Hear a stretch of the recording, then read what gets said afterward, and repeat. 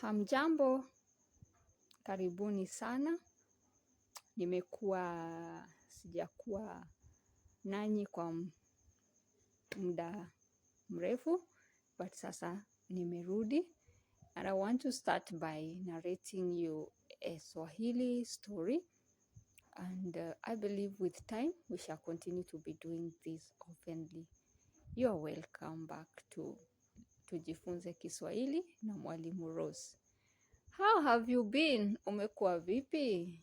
Wacha tuanze hadithi.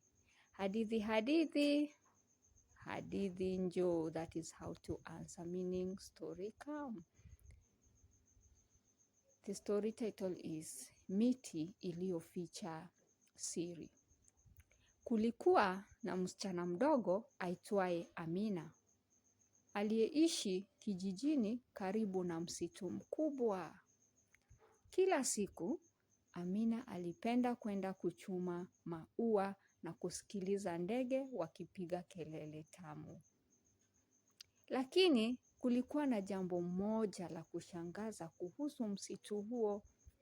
Watu wazima walikuwa wakisema, usiingie ndani sana, miti hiyo ina siri. Siku moja, Amina aliamua kwenda karibu zaidi kuliko kawaida. Alipokuwa akitembea, aliona mti mkubwa sana mwenye mwangaza wa ajabu.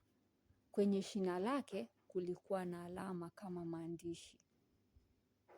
Amina alipogusa mti huo, ghafla alisikia sauti laini ikisema, asante kwa kunisikiliza. Amina aliogopa kidogo, lakini alibaki kusikiliza. Mti ukaendelea. Muda mrefu nimekuwa nikiona watu wakikata miti bila kupanda mingine.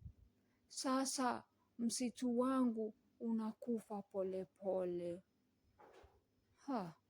Amina alihuzunika. Akauliza, nifanye nini kusaidia? Mti ukajibu, waambie watu wako wapande miti mipya kila wanapokata. Msitu ni maisha yetu sote. Amina akarudi kijijini na kuwaambia watu wote alichokisikia. Kijiji kikaanza kupanda miti kila wiki.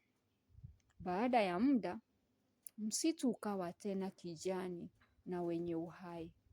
Ndege wakarudi na hewa ikawa safi zaidi. Na tangu siku hiyo, Amina hakuwahi kusahau somo moja muhimu. Kulinda mazingira ni kulinda maisha yetu. Asanteni.